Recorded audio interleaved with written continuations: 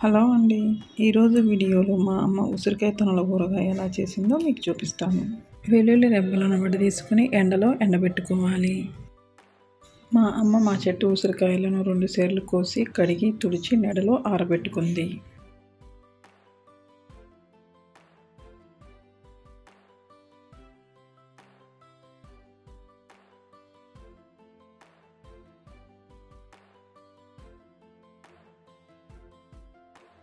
వెల్లుల్లి రెబ్బలను పొట్టు తీసి 2 ముక్కలు చేసుకుంది.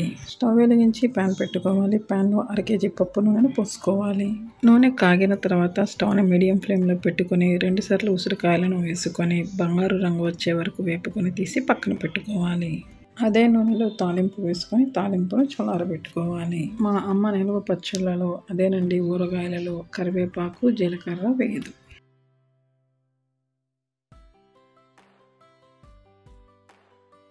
2 సేర్ల ఉసిరికాయలకు ఎండలో పెట్టిన 2 గిద్దల కల్లుప్పును మిక్సీ జార్లో వేసుకొని మిక్సీకి వేసుకుంది. మిక్సీకి వేసుకున్న కల్లుప్పు పొడిని ఒక ప్లేట్లో పోసుకోవాలి. ఈ ఉప్పులో 2 గిద్దల కారమును వేసుకోవాలి. 1 గిద్ద ఆవు పిండిని వేసుకోవాలి. 1 స్పూన్ పసుపు వేసుకోవాలి. 1 స్పూన్ మెంతి పిండిని వేసుకొని కలుపుకోవాలి. 1 గిద్ద అంటే గ్రామ్స్లో 100 గ్రాములు. నూనెలో వేయించుకున్న ఉసిరికాయలు చల్లారిన తర్వాత ఈ విధంగా తొనలుగా విడదీసుకోవాలి. గింజలు తీసి పక్కన పెట్టుకోవాలి.